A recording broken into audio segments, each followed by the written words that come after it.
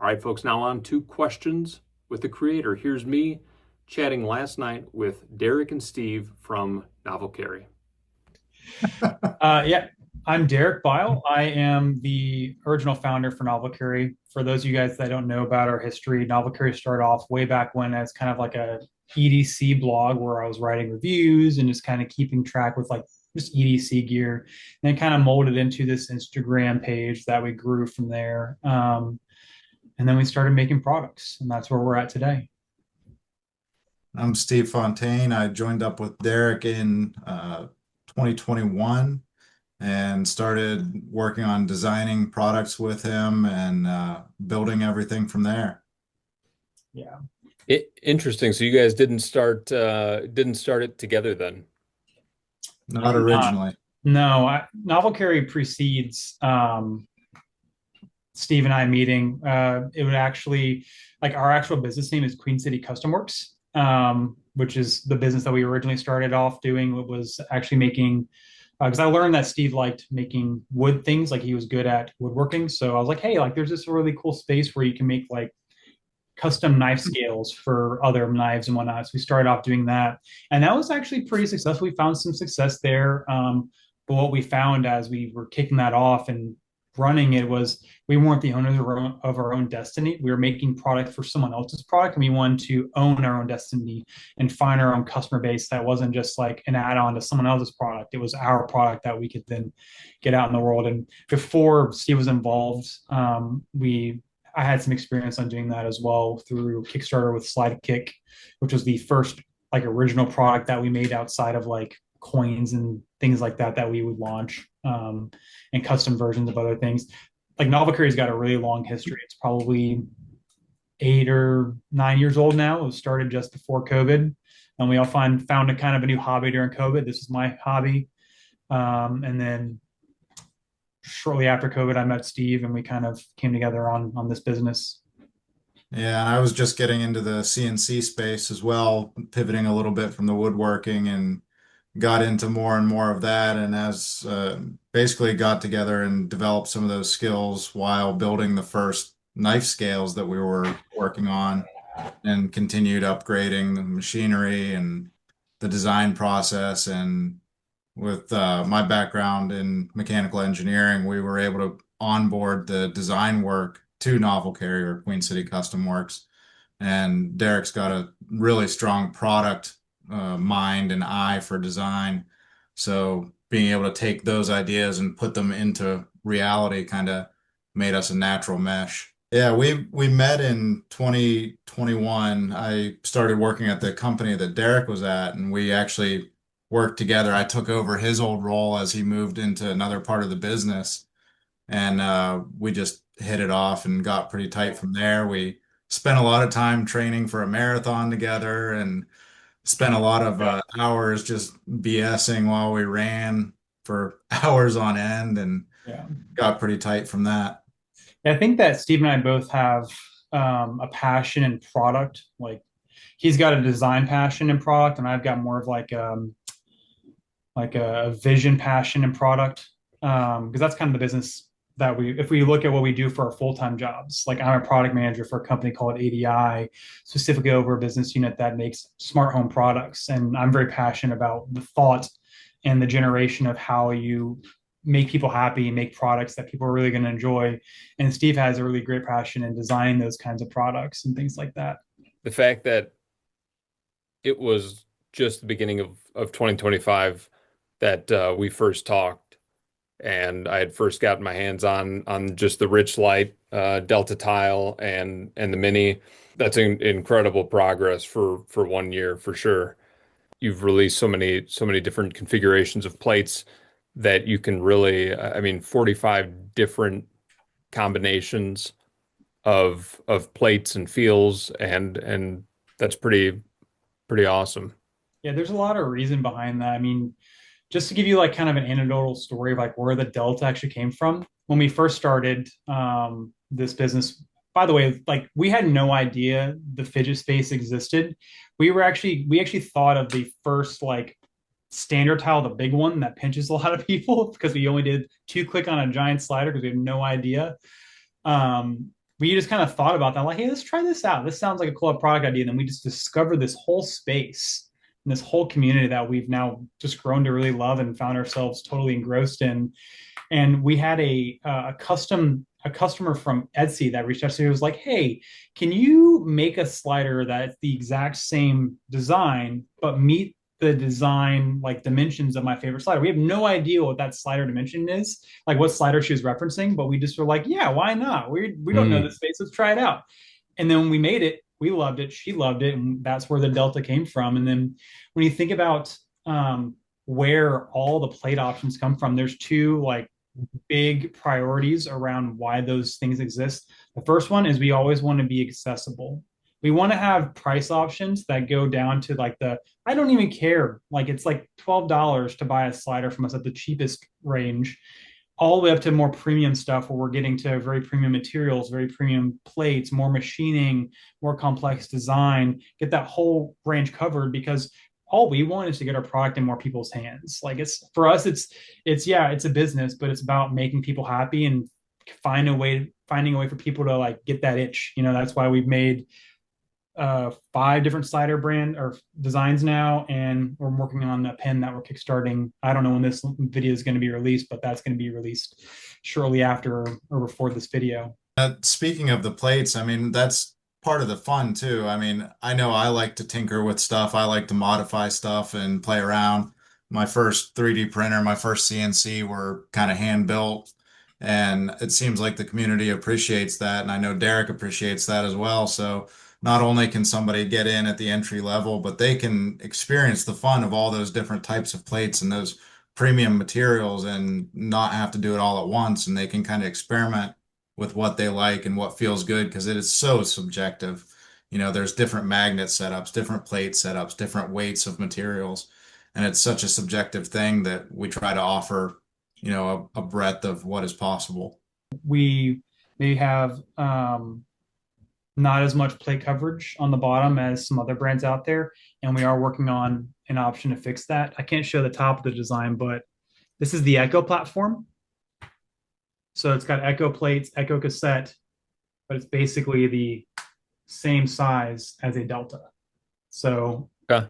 call like Echo Slim. Like we're working on options like that. And the reason why there's so much border on our sliders is because we were working within the limitations of what we could machine originally with Delta.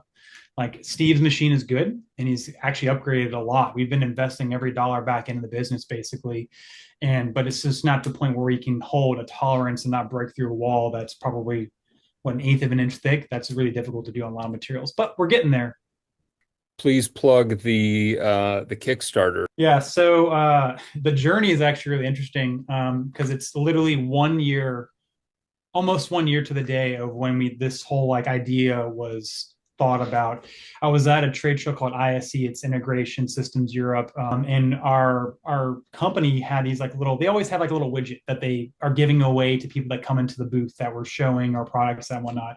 And the widget was this little pin. It had a spinner top on it, and I was like, I really love this because like everyone around our booth was just spinning it all the time. But it was really annoying because it was loud and it Mm. didn't spin well and it would disassemble itself as you kept spinning it because the friction on the spinner top would do that. So I was like, I can make a better version of this. So we went home and we designed a better version of it.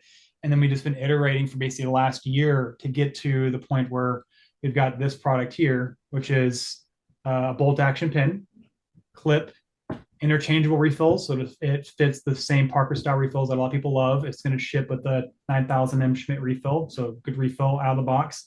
And then it has a silent spinner on the top. So you can fidget without annoying anyone around your desk. Because I know sometimes I made a mistake of making a whole bunch of custom sliders for people around my office.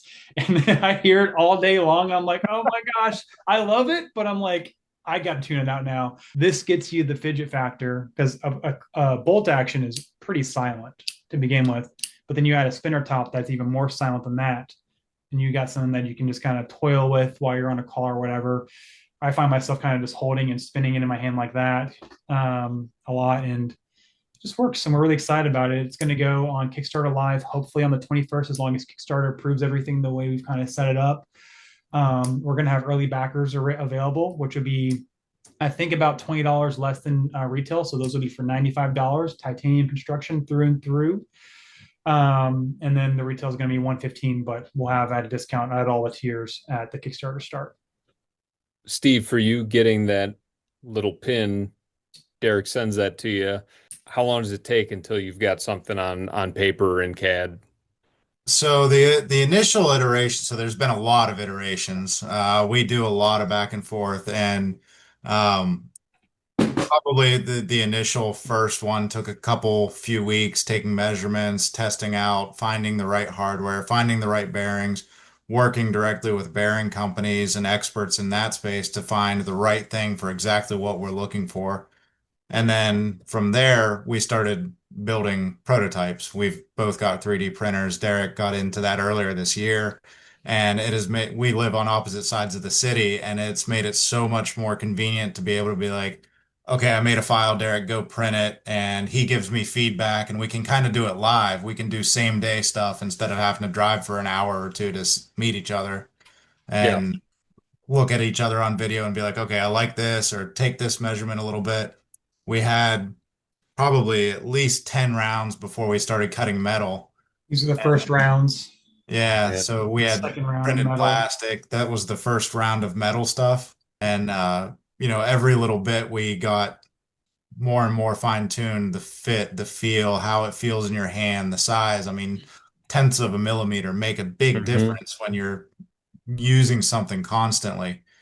And even on some of the final versions, we had some final tweaks that we were working with, and um, the latest ones are just spot on.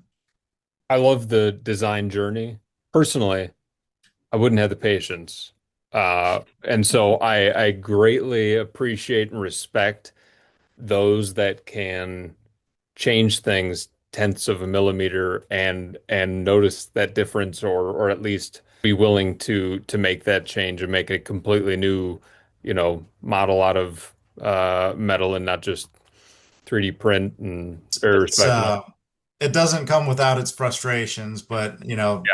kind of friendship that Derek and I have built lets us yell at each other and Yeah. critique each other and end up better for it And because it we know comes, that's what the outcome's going to be. We trust each other to have what's best for the customer, in our hearts and yeah, I mean, on that. it comes with mistakes, Sometimes we manufacture a product. We actually did a whole run. We spent about close to five figures on a run for a pre-order, and they came in wrong. And we just had to own that. It's just something you take on the chin and you move on. Because right at the end of the day, like that 1 millimeter, that one chamfer makes all the difference for the customers, especially with something that's used in your hand so frequently, like a fidget slider. A lot of times when a maker can create exactly what they want, there isn't a lot in the market that they're after. Do you guys have like another creator or another brand that you enjoy or purchase from frequently? I would say when we were very intentional. When once we figured out that this space existed, we actually intentionally did not go out and buy other fidgets, and that probably hurt us a little bit because we had to learn through trial and error and listening to customers. But it was we did that intentionally because we wanted to make sure that we are creating our product in the vacuum, and we're not just copying someone else's feel. Like our products have a certain feel that are different from other products on the market. With that said, shout out to Fidget Boy Jason. Love the guy. He actually is in North Carolina as well, right down the street. We're trying to work Oh on wow. getting together. He lives in Greensboro. We live in Charlotte, and just love his aura. Like he's created such an awesome community. I think his products are really cool. The new Mod Boy that he's working on is really, really cool. We're hoping that we can, collaborate with him on a few Yeah. things with that. Yeah, I like his products. I don't know, Steve, if you have any one you want to call out. Pretty much have the same feeling and same feedback, but I think Derek touched on something that's really important to us is the community aspect of it. And that's, like he said, we were intentional about not buying other fidgets. We talked about it. We discussed specifically not doing that and not knowing what else was out there, and getting the feedback directly from our customers. And that's why building the Facebook group has been so important, and talking to customers and getting that open dialogue and letting people talk to each other about what they like, what they don't like specifically. That's something um, some people don't like the criticism, but we think it makes us better. We learn what people like and don't like and how to better serve them ultimately. That's super noble of you guys to create from whole cloth a brand new slider and then put it in people's hands and take that feedback versus, going and buying a wrapped and passing it back and forth and taking the measurements, from, okay, here's what the magnet spacing should be, here's what the strength should be, something like that, which seems like it'd be very easy to do, but maybe not as respectable from a creator standpoint. Where do you guys run into the biggest hurdles? I think one of the things that I need to always be cognizant of is so I focus so much on design for manufacturing and what my capabilities here are in my shop, on my printer, on my setup, that sometimes I get in my own way of not thinking about outside sourcing capabilities and higher end machinery capabilities. And a lot of times I'll push back on Derek and be like, I can't machine that, or that's going to be so time consuming on the setup that I've got that I kind of, we go back and forth a bit on that. And then we go, oh yeah, we can source that component or this part and do it a different way to make it better and assemble it ourselves, those kind of different things, and making sure that I don't let that kind of those restrictions that aren't real get in our way.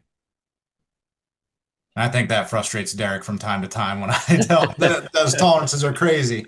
I mean, to be fair, like the tolerances that we're holding, like just to give in like an anecdotal story, we have customers like the type of customers that are into high-end fidgets are extremely intentful with what they purchase, and because of that, they have a very sharp eye for quality. When we are off by literally the width of a human hair across a product that is about 2.5 inches long, people notice because the body gap is different. I would say, like, from my point of view, he's talked a little about production capabilities. What the biggest challenge for me is as we grow this brand, how do we do it in a way that is efficient, right? Because what's started to happen is it used to be like, hey, I would package and assemble tiles to ship a few hours a week. And then it's quickly morphed into a few hours a night. And it's only going to continue to get more and more in depth and more time consuming. So as we start to think about how we scale the business, it's got to be in a way that is self-sustainable. Because right now, Steve and I still have full-time jobs, and we really love doing this, and we want to keep doing it. So that's the challenge that I have for us: is how can we operationalize what we're doing in a way that's easier for us to grow the business and get more fidgets out to more people, without pissing off our wives and leaving no time Yeah. outside of our main jobs and this. Yeah, exactly. I mean, we spend a lot of time working on this. I'm always out in the shop making it noisy. I mean, you can hear this machinery in the house. You can see and hear Derek's machine behind him. Um, we're constantly going. My machine's out running right now. It's a good thing we like doing it. Yeah, We exactly. I mean, really do. it's We really do enjoy it. Like Exactly. our community has started to pick up a little bit to where people are like taking cool photos and we're seeing our stuff. Like there's this map on the wall that I haven't updated in probably 6 months. That map has a pin for wherever there's a new location that someone has bought our product. that's And cool. there's probably about 30 pins on there. I need to update it because it's probably about 100 pins now. That is what gets Steve and I so excited when we see an order from like some random country on the other side of the globe. I'm like, dude, our product is going to some awesome places. Most underrated fidget. Obviously, if you guys are purposefully avoiding purchasing other fidgets, oh, maybe you could say what from your catalog of products, what do you think is the most underrated? Well, that's an easy one for me. I think the mini is the most underrated. For Uh, sure.